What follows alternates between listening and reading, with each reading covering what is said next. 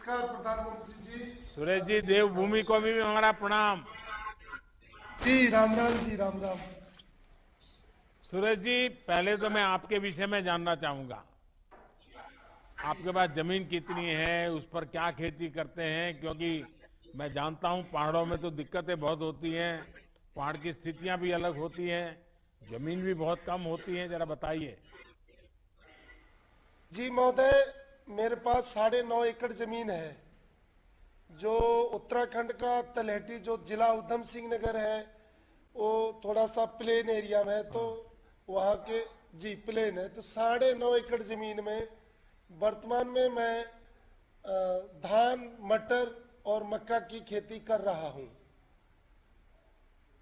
जी मुझे बताया गया कि आपने अपनी खेती के तरीके में कुछ बदलाव किया है।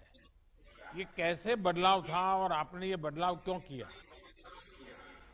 जी महोदय, दरअसल में पहले मैं जो धान और मटर और ग्रीष्मकालीन जो धान लगाता था, उस समय मेरे को पहले हमारा यही खेती करना था, फसल चक्र अपनाने का प्रयास किया।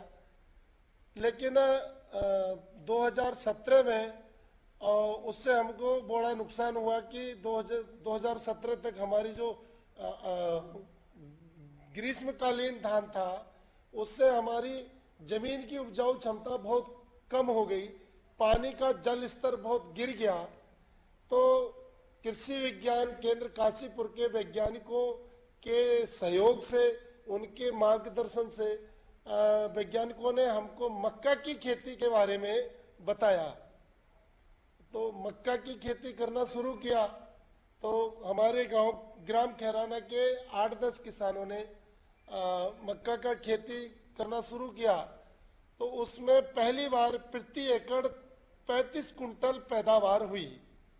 और जो मक्का के जो पेड़ जो शेष पेड़ बचे थे अवशेष, उनकी जुताई करने से हमारी जमीन की उपजाऊ क्षमता बढ़ी, पानी का जल स्तर भी हमारा बढ़ा।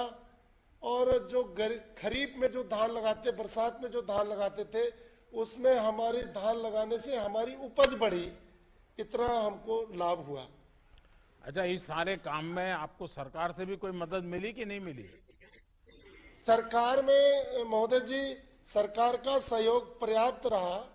जो कृषि विज्ञान केंद्र के वैज्ञानिकों का समय समय पे हमको तकनीकी ज्ञान देना, मेड़ विधि से मक्का लगाना, जो बेमौसमी धान को छोड़ना। आज मेरा गांव 2019 में से बेमौसमी धान नहीं लगाता, जिससे पानी का जल स्तर हमारा ठीक है।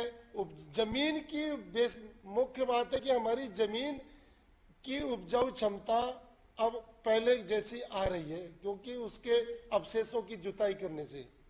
अच्छा, आपके साथ और भी किसान जुड़े हैं और सबके साथ आने से सबने मिलकर के कुछ परिवर्तन किया है क्या? कोई लाभ लिया है क्या?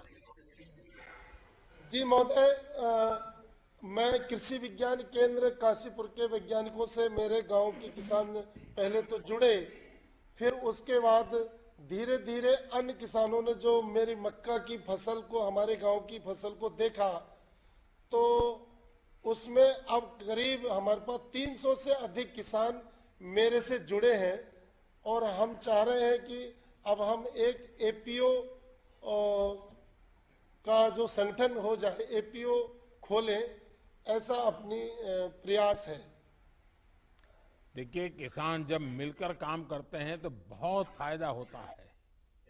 हमारी सरकार की कोशिश है कि वो अपने किसानों का ज्यादा से ज्यादा संसाधन पहुंचा पाए, जिससे वो स्थानीय स्तर पर भी अपनी जरूरतों के हिसाब से इंफ्रास्ट्रक्चर विकसित कर सके।